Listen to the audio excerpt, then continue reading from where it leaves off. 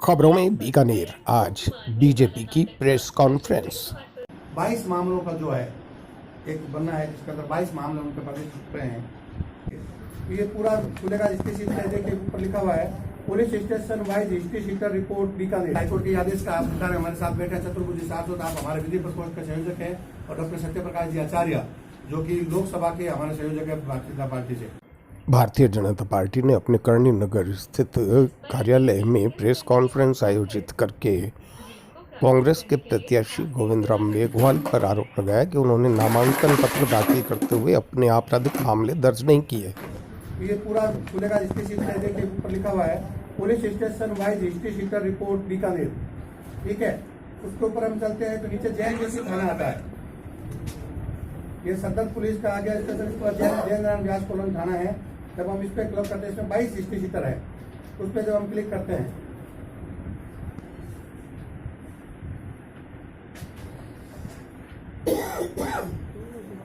तो 9 नंबर पर गोविंद चौहान लिखा हुआ है। आप देखिए इस पर गोविंद चौहान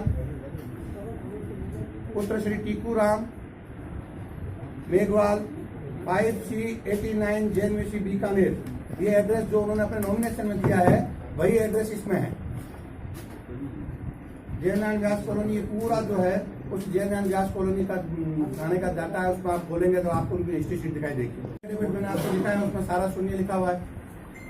उसके अलावा उन्होंने हाईकोर्ट में एक एप्लीकेशन पेश की कि मेरे खिलाफ जो मुकदमे उनको समाप्त किया जाए। हाईकोर्ट ने 5 मुकदमे जो 2017 में थे उनको मिलाकर हाईकोर्ट ने एक करने का आदेश दिया। इन सारे मुकदमों को एक मानकर उसकी तफ्तीश की जाए। इतना सा आदेश हाईकोर्ट के आदेश का अधिकार हमारे साथ बैठे चतुर्भुजी सांसद आप हमारे विधि प्रकोष्ठ के संयोजक हैं और डॉक्टर सत्यप्रकाश जी आचार्य जो कि लोकसभा के हमारे संयोजक है भारतीय जनता पार्टी से। ये जो उन्होंने दिया हाईकोर्ट में जो निर्देश दिए उसमें उन सारे मुकदमों को एक करने का आदेश दिया। कहीं भी मुकदमा समाप्त हो गया खत्म हो गया वो इसमें कहीं नहीं है।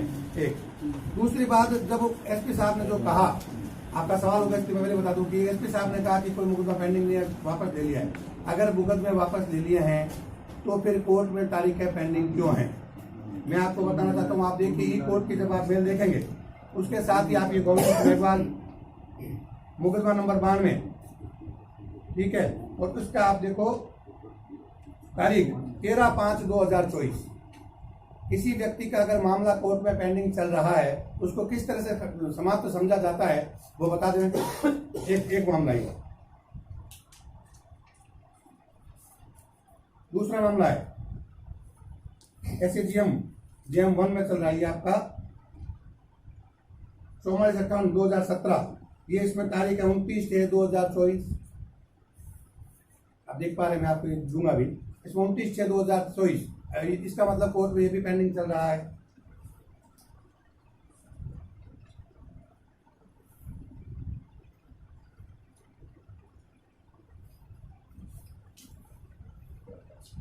एक मामला और है ये 281/2018। इसमें भी ये देखो तारीख दी हुई है। ये एक मामला है जिसको उन्होंने केवल अनकंटेस्ट ट्रांसफर माना है। वो ट्रांसफर है मामला, वो भी खत्म नहीं है। ठीक है, क्योंकि ट्रांसफर हो गया कोर्ट इसका जिसकी तारीख ई कोर्ट में दिखेगी नहीं। जब उसमें रेगुलर हो जाएगा तो उसकी तारीख भी उसमें शो करेगा। एक और मामला है 26/88/2017। उसकी तारीख है 5/4/2024।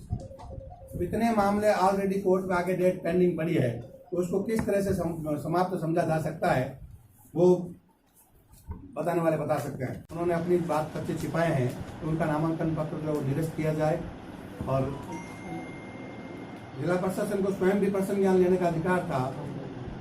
195-340 में जब कोई अधिकारी या किसी कोर्ट के समक्ष कोई तथ्य आते हैं तो स्वयं उसका पर्सन ज्ञान लेकर कार्य कर सकता है। किसी शिकायतकर्ता की उससे आवश्यकता नहीं है। पर्चा चेक करने का भी प्रावधान है। जब पर्चा चेक किया तो उसमें उनकी उन्होंने डिटेल दी हाईकोर्ट की। उस दौरान उन मुकदमों में क्या हुआ ये भी चेक करने वालों को करना चाहिए था कि उस मुकदमों का वर्तमान में स्टेटस क्या है। ये भी कहीं ना कहीं गलती रही तो वो देख नहीं पाए। फिर इसमें एक आपका आता है 125A representation of the people's act 1951। उसके अंतर्गत अधिकारी अगर कोई एफिडेविट में फॉल्स रिपोर्ट करता है तो उस रिपोर्टों को 125 के तहत जो अधिकारी सक्षम अधिकारी चुनाव निर्वाचन अधिकारी बीकानेर वो उसके खिलाफ शिकायत करे, FIR कराने का उनके पास प्रावधान है, उनके पास अधिकार है, वो भी उन्होंने नहीं करवाई। और राज्य सरकारों में सांसदों और विधायकों में चल रहे क्रिमिनल केस पर वापस नहीं ले सकेंगे। इसके लिए संबंधित राज्य कोर्ट की कंसर्न जरूरी है।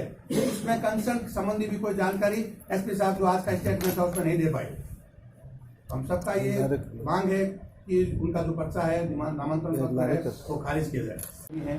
22 मामलों का जो है एक बनना है जिसके अंदर 22 मामले उनके प्रदेश छुट रहे हैं। 22 मामलों में किसमें क्या रहा, अगर मान लो मामला डिस्पोज हो जाए, समझौता हो जाए, बरी हो जाए, उसके बाद भी उनकी जानकारी उस फार्म के साथ दी जाती है कि मेरे खिलाफ ये मामले हुए, उसमें ये मामले में FIR लग गई, इस मामले में राजीनामा हो गया, कोर्ट से बरी हो गए, जो भी उसके अंदर कार्रवाई होती है वो सारी कार्रवाई उसके अंदर पर लिखा जाना होता है। खबरों में बीकानेर में आप देख रहे थे बीकानेर भाजपा की प्रेस कॉन्फ्रेंस।